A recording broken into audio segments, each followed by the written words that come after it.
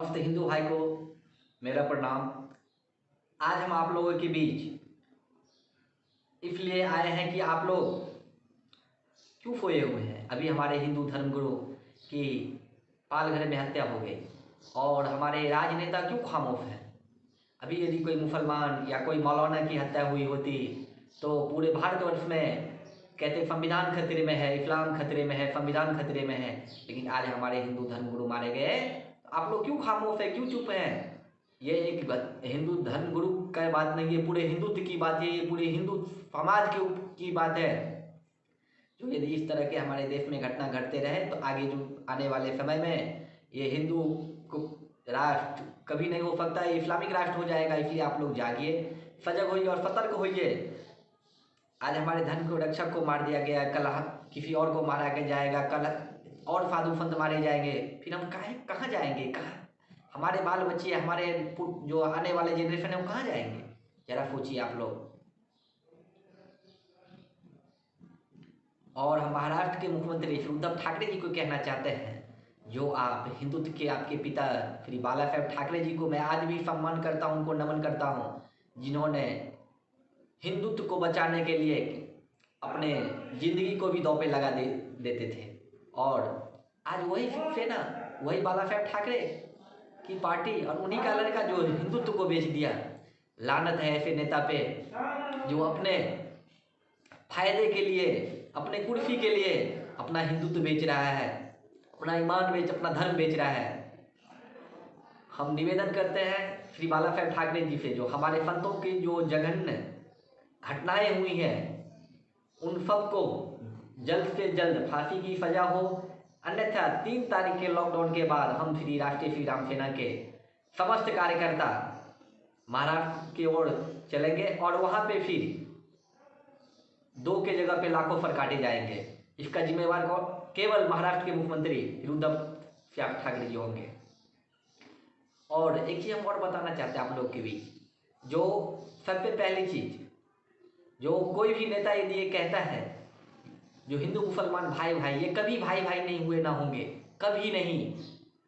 हमारे हर स्कूलों में, हर संस्थाओं में ये पढ़ाया जाता है हिंदू मुसलमान भाई भाई। लेकिन आज तक कभी आपने देखा कोई मदरसे में, कोई उर्दू मदरसे क्लासेस में, कहीं पे भी ये पढ़ाया जाता गया है जो हिंदू मुसलमान भाई भाई।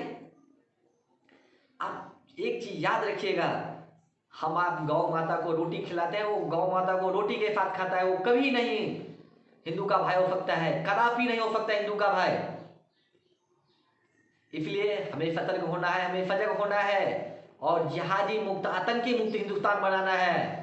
और मुसलमान का एक ही लक्षण है जो आतंक फैलाना, लेकिन हमें सजग होना है। और अभी मौका है, अभी मौका है आप लोग को, जो हिंद और हिंदुस्तान को बचाना है, हमारे भारत माता को बचाना है और भारत को हिंदू राष्ट्र बनाना है। इसलिए आप लोग से नम्र निवेदन है, जो आप लोग हर हिंदू भाई जाति वाति छोड़कर, कोई भी जाति का हो, हमारा हिंदू हो, हम सब एक हैं। हम पूरे भारतवर्ष के हिंदू, हम लोग को एक होकर, एक एकत्रित होकर इस समय में ईंट का पत्थर जो है, ईंट का जवाब पत्थर से देना है। हमारे साधु संत को बेरहमी से हत्या। बताइए उस समय महाराष्ट्र पुलिस क्या कर रही थी। वहां पे पुलिस की गाड़ी आने के बाद, पुलिस को हवाले करने के बाद हमारे संतों को मार दिया गया। ये पूरी साजिश थी और इस साजिश में कोई और नहीं, ये साजिश मरकज के नेताओं को ध्यान भटकाने के लिए, मौलाना साद को जो है जनता के बीच से नजरअंदाज करने के लिए ऐसे जघन्य अपराध का किया गया है। इसलिए उन दोषियों को फांसी का सजा होना चाहिए। मेरे देशवासियों, आपसे निवेदन है, हर हिंदुओं से आप लोग एक हो जाइए। अभी मौका है, हिंदुत्व को बचाना है और इस मौका को मत गवाइए, नहीं तो आने वाले पीढ़ी, आपके बाल बच्चे आपके नाम पे थूकेंगे, गाली देंगे। जो हम एक हिंदू घर में पैदा नहीं, कायर के घर में पैदा हुए। इसके लिए आप लोग सजग हो जाइए और कायरता मुक्त हो जाइए। हम राष्ट्रीय श्री राम सेना संस्था के एक सच्चा सिपाही हैं और आप लोग को बताना चाहेंगे राष्ट्रीय श्री राम सेना के हर कार्यकर्ता का एक ही वो फूल है, हिंद और हिंदुत्व को रक्षा करना। एक ही कर्तव्य, एक ही दायित्व मिला है। पहला, हमें हिंदू को बचाना है। दूसरा, हमें गौ माता की जो हमारे देश में प्रतिदिन गौ माता की हत्या हो रही है उन्हें बचाना है, क्योंकि वो हमारी माँ है, जिन्होंने हमारे भारतवर्ष में जिसे हम लोगों ने माँ का दर्जा दिया, क्या उसका हत्या हो रहा है? आप लोग क्यों खामोश है, क्यों चुप है?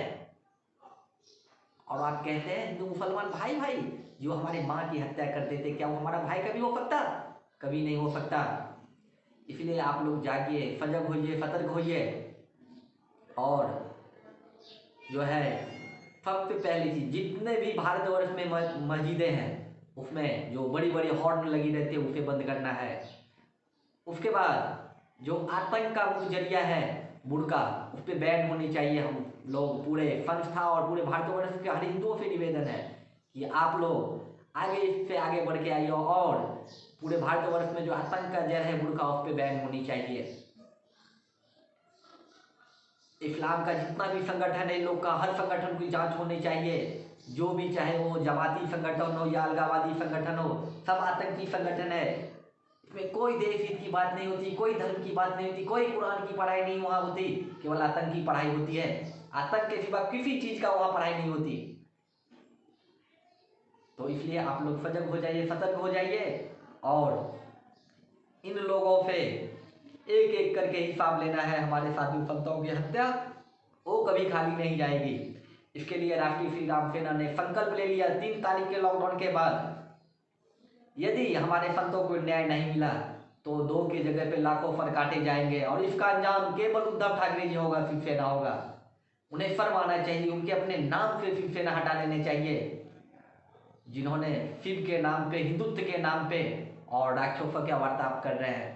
उन्हें शर्म आना चाहिए उद्धव ठाकरे जी को। क्या एक संत मारे गए और आप वहाँ के मतलब राजनीति कर रहे हैं? और भारत के हर राजनेता से पूछना चाहते हैं, क्या उस संत का जो मारे गए, क्या उस पर राजनीति होनी चाहिए? हम सलाम करते हैं अर्णब गोस्वामी जी को, प्रणाम करते हैं उनको, जो उनके जैसे महान एंकर जिन्होंने इस बात को आगे बढ़ाया, उजागर किया। और उनको धमकी मिल रही है, जेल भेजो, ये करो। ये किधर, कहाँ का संविधान है, कहाँ का क्या है? और एक चीज आप बताइए, आप लोग से पूछना चाहते हैं, जो हमारे देश में कोई भी देशद्रोही मुकदमा हो किसी के ऊपर, क्या उसका संपत्ति सील नहीं होनी चाहिए? आसाराम के ऊपर यदि गलत देशद्रोही कोई भी मुकदमा आसाराम गलत पाया गया, सत्यापित हुआ, तो उसका पूरा संपत्ति सील हुआ। जमाती क्यों नहीं सील हो रहा है? आज जमातियों का संपत्ति क्यों नहीं सील हो रहा है? क्या कारण है? कहाँ ये संविधान क्या है? एक देश में 2 संविधान? वाह, क्या आपका हिंदुस्तान है?